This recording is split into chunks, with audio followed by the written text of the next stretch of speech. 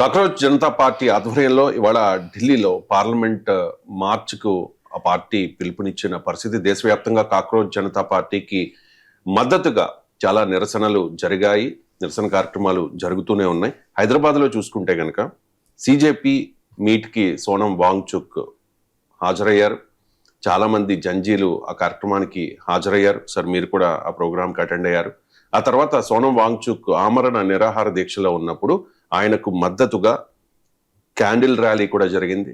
నిన్న చలో పార్లమెంట్ మార్చ్కు మద్దతుగా హైదరాబాద్లో ఒక ప్రోగ్రాం కూడా జరిగింది. సార్, మీరు కూడా ఆ ప్రోగ్రాంకి అటెండ్ అయ్యారు.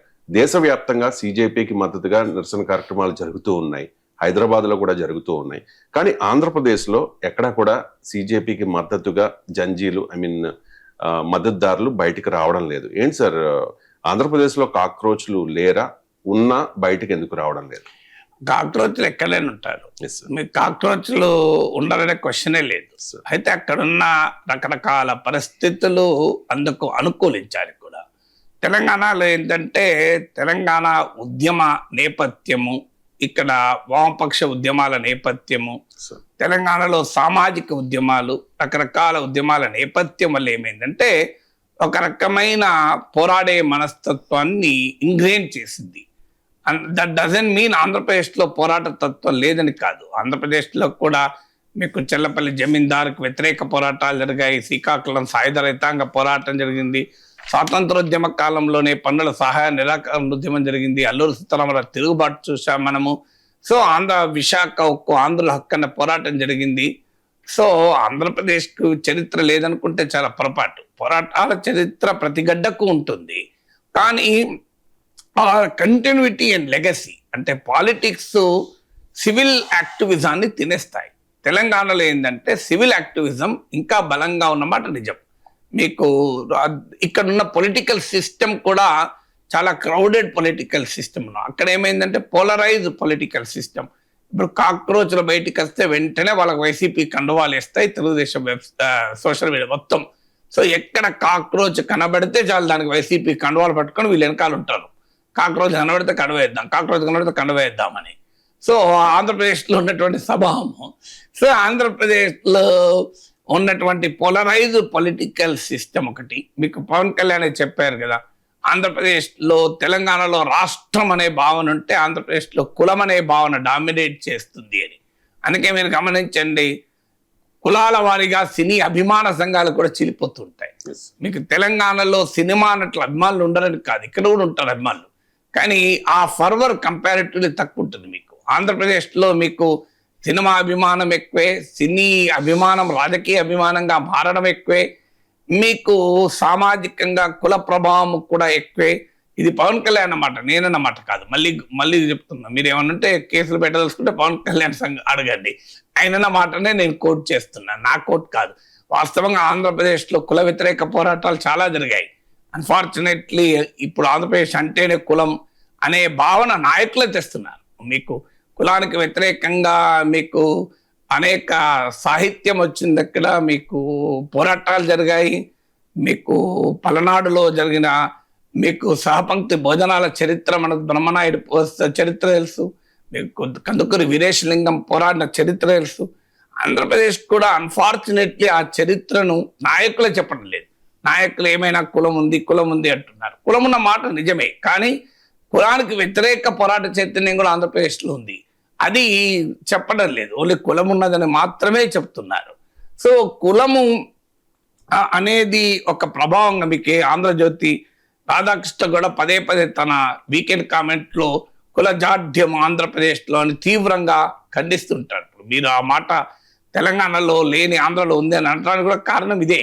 మీకు పవన్ కళ్యాణ్ వ్యాఖ్యలే కాదు, ఏమేఎన్ రాధాకృష్ణ లాంటి వాళ్ళు ప్రతిరోజు రెగ్యులర్గా వీకెండ్ కామెంట్లో ఆంధ్రప్రదేశ్ విషయానికి వస్తే ఈ కులజాడ్యం గురించి మాట్లాడుతూ ఉంటారు. రాజకీయ పార్టీలే మాట్లాడుతుంటే రాజకీయ పార్టీలు ప్రోత్సహిస్తుంటాయి కులజాడ్యాన్ని, అది వేరే విషయం. తమ రాజకీయ అవసరాలకు ప్రోత్సహిస్తుంటాయి.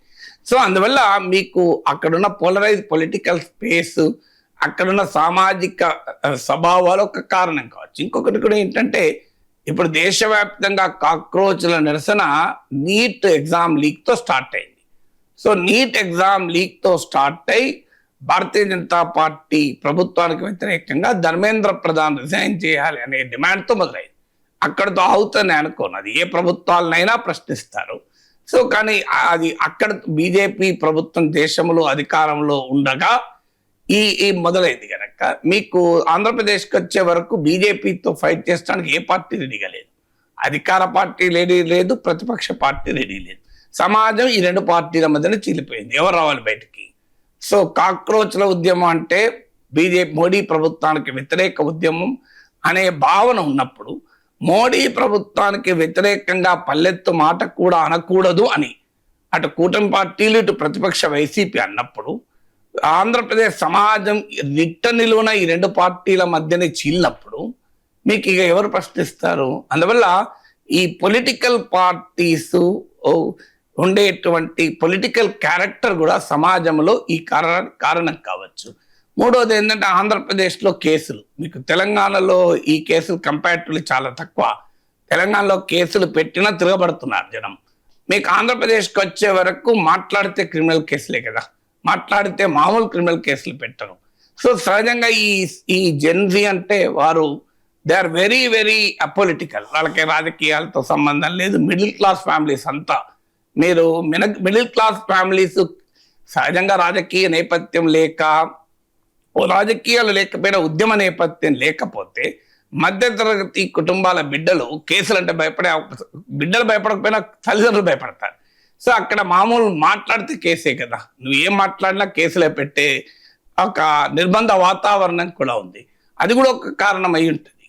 మీరు ఏమన్నా అంటే కేసులు పెడతారేమో, నినాదం ఇస్తే కేసులు పెడతారేమో, అసలు పర్మిషన్ కూడా ఇస్తారో ఇవ్వరు.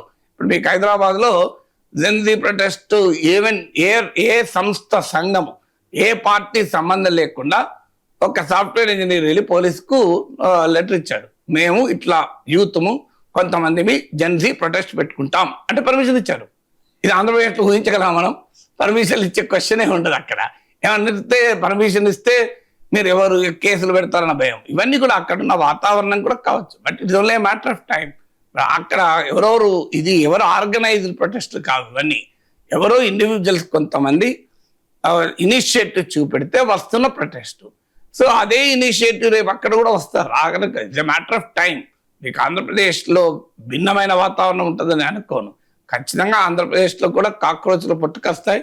కానీ అక్కడ ఉన్న రాజకీయ పార్టీ వ్యవస్థ సమాజాన్ని శాసించే స్థాయికి వచ్చింది. అంటే పార్టీ సొసైటీ అంటారు దీన్ని. మీకు రూరల్ బెంగాల్ను ఉద్దేశించి సామాజిక శాస్త్రవేత్తలు ఈ పార్థా చటర్జీ అనే ఒక సోషల్ సైంటిస్టు పార్టీ సొసైటీ అనే పదం పెట్టారు. సో ఆ Andhra Pradesh is increasingly becoming a party society. Telangana party society కాదు. పార్టీ సొసైటీ అయినప్పుడు ఏమవుతుందంటే ప్రజలు సమాజము అనే ప్రతి అంశాన్ని will mediate through party, political party త్రూనే ఉంటుంది. తెలంగాణకు వచ్చే వరకు పార్టీలకు ఎన్నికలు ఓట్లేస్తారు తప్ప పార్టీ సొసైటీ కాదు. కనుక సివిల్ సొసైటీ ఇంకా బతికుంది. అక్కడ పార్టీ సొసైటీ సివిల్ సొసైటీని కమ్మేస్తుంది.